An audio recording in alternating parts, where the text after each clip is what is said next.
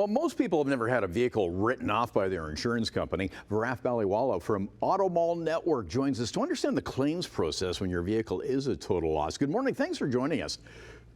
Oh, thanks for having me, Bob. So, first of all, Automall Network, tell us how this works. You're kind of like a real estate broker for vehicles, right? That's right. We're an auto broker. We have a full dealer's license. However, we work on behalf of the consumer.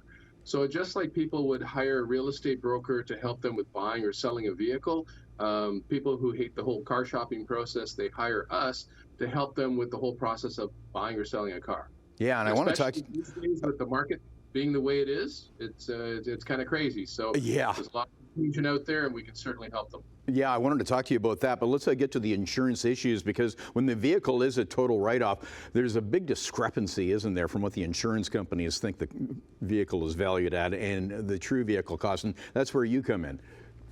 Quite often there is a discrepancy. We did a study a number of years ago. We were hired by a major insurance company throughout Canada. They sent us X number of claims in real time. We did our valuations. They did their valuations. We compared the two, and almost 50% of them got, were otherwise being paid less than $1,500 than what their vehicle was actually worth. I would imagine that's exacerbated these days because of the supply chain issues, and vehicle pricing has just gone up, and that includes the used vehicle market.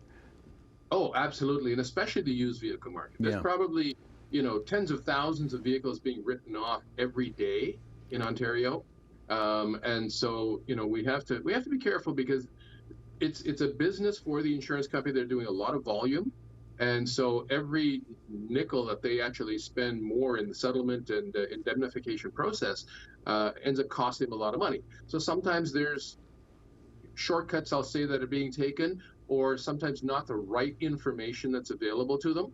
And so as a result, that reflects in the settlement values for the policyholders. Okay, so how does one take advantage of your service?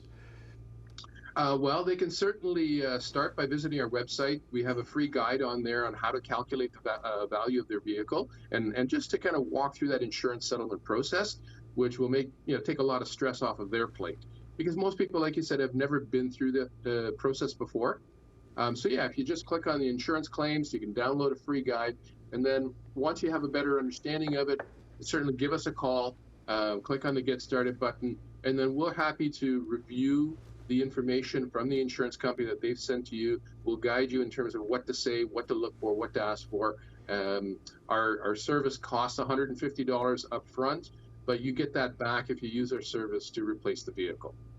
Okay, we will link Automall Network at chh.com for more info on that. But let's get into the biz these days in terms of buying and selling cars. And I wanted to ask you about with the rise in value with used cars, how is this impacting leasing customers when that car is coming near end of lease? The residual value in the back end is much different than what it was when they purchased or released the car.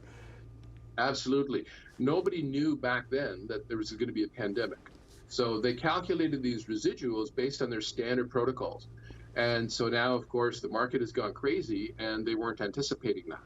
So what that's actually done is invoked many of the manufacturers to say, oh, we're not going to allow you to buy it out. We're not going to allow you to do those types of things. So you have to return it, because then now they can profit from it. Yeah, I was talking to a dealer the other day, and they commented that with all the supply chain and inventory problems from the pandemic, is actually kind of an upside from the dealer perspective, because they're carrying smaller inventory. When a car comes in, it's right back out again. Do you see this as a new normal? Well, for a little while anyways, yeah. The supply chain issues aren't going to go away immediately, and it is opening the doors for a different model of car buying than what, because it's a lower cost for the dealers if they have that tiny inventory, and they can just charge full pop too. Well, yeah, because now there's not as much negotiation as there used to be, right? And because they don't have access to the inventory.